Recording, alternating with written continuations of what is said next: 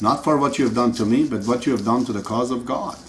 And then you're trying to defend those who die in Iran. Just go please defend yourself. They are fine. They're not afraid. Not like you. Okay? Oh God. Sacrifice is one of the same thing. Sacrifice is that detachment, is a necessary detachment that all of us at the end of our life have to make. We love the house, we have to leave it. We have the car, we have the children even. Anything that's in here, you have to let go. If you learn to sacrifice, which is getting rid of what you cannot have in truth, in reality, then you're ascending. Just like a sinking balloon. You're in it, there's air balloon, sinking, it's falling down. What do? You throw that stuff out of it in order to ascend. The boat, sinking, too much weight on it. What do? You try to get rid of the weight. In an airplane, same thing. In order to ascend, in order to keep yourself alive. The spiritual ascendance is the same way. You are going to die no matter what. You're entering into a spiritual life, a spiritual realm. But what? As an animal, as a dead, as a stone, as a hay, as Abdul Baha says, or as a human being? Sick human being, bad human being, rich human being. The human being that can fly. The human being that can come back to this life even, if he wants to. What do you want to be? So, in order to do that, you have to get rid of the things that you don't like. You think you're sacrificing because you're giving your money or things like that? No, you're just being as smart and intelligent. You have understood this is no good. Bill Gates knows. He knows. He's not a Baha'i. Probably, I don't know. But he's getting rid of it. Warren Buffett gave 35 billion. The man knows he's going to die. This man, within the materialistic life world, without knowing Baha'ullah, have understood this. And the Baha'is, they don't know it yet. I've seen them every day in Toronto. The thing they tell about me, it's so amazing. Many of them, among the things I was just hearing a couple of days ago, that I'm against Shoghi Effendi. They have not even read one line of what I've said to know that I'm trying to say what Shoghi Effendi said. What you guys do not see it, apparently. It seems you're blind. Like a stereogram. I saw it, I showed it. You printed it yourself. And I brought what you printed. And because of that, you're slapping my face. You're not slapping my face, you're slapping Shoghi Effendi's face. Because I'm not saying anything myself. I'm narrating what he said. For that, I'm paying the price. I thank God. I am now feeling that good grief. 37 years I've spoken of Baha'u'llah got me somewhere. Got me out of you. That's the great things. So, we have to be a user of this life, not a possessor.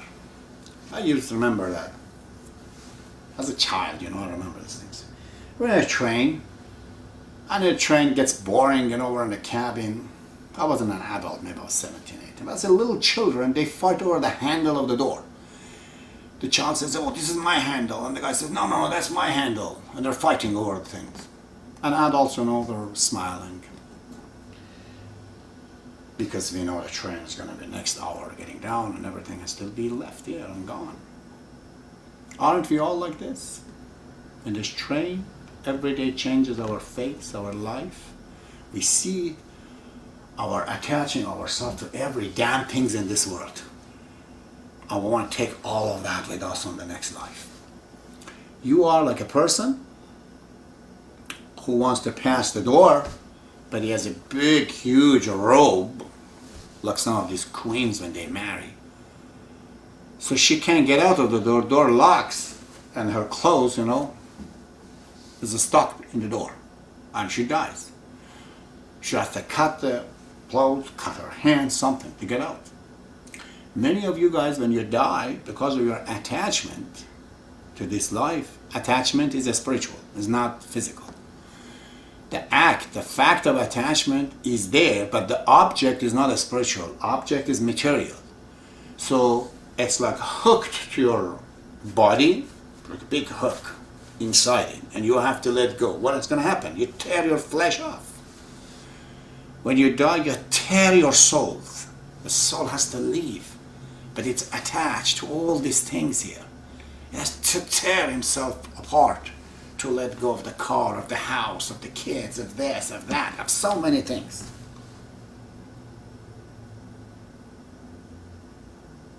I don't know, could I, elucidate it more than this?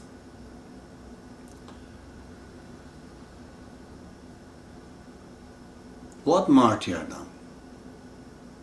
What bravery? What a sacrifice. It's all for yourself. You just understood to do something that's good. You call it sacrifice. It's not sacrifice. What we see and the braveries that we see. There is some on behalf of a scientist, but that aspect is such a minimal things that covers our life. The truth, the reality and the truth is the truth of Baha'ullah. Don't worry. The reason I'm right and true is because I'm not famous. If I was known, I would have started to doubt myself. They say Bayezid, the great mystic knower, he came from Mecca, somewhere in Bastam, this is his hometown. They told him, Sheikh, thousands and thousands of people are waiting for you. He says, what have I done wrong? They told him, no, you haven't done anything wrong. People just admire you. He says, well, then I must have done something wrong. If these people, they think I'm somebody, then I'm just one of them. So it was in the Maha Ramadan, the Muslim, they don't eat food. They abstain themselves. From under his robe, he took a piece of bread and started to eat. The whole public said, oh God, he's not even a Muslim. Everyone left. He said, okay, now that's where I am, alone.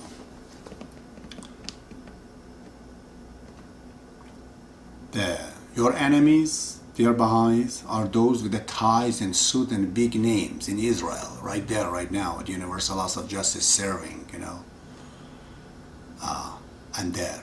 And if you talk to a few people that have gone there, I've spoken to a few, the enmity and animosity, the hatred, the competition that's among the people there, it's unbelievable stories I've heard.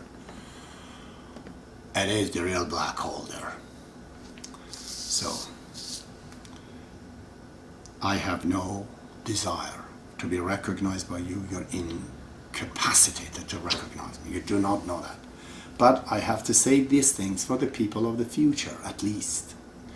There are people in future, God brings always is ahead of time. He's bringing my ideas, myself, and His own truth to be told by me for the 50, 60 years from now. When no one, all of you are dead, gone back to the nature, basically recycled. Nothing comes out of you, as Baha'u'llah says, came towards me. You're going to go back, but then those people in the future, when I'm dead, I join the club of the hero, because people are like this. You have to die, in order to become acceptable. When you're alive, they think you're after something. And I say to the future, beware, beware, beware, beware of those who try to use what I say and become famous. Use me, my truth, to become famous. I have no truth of myself. Whatever I say, it is in the Baha'i faith, in the Baha'i book. I am just the bulldog of Baha'ullah. He is the shepherd. He is not here. He is sending one of his dogs to take care of the situation. Anybody glorifies me, tell him I'm a big guy, I was this, I was that, he's absolutely dead wrong. It's none of your business who I am.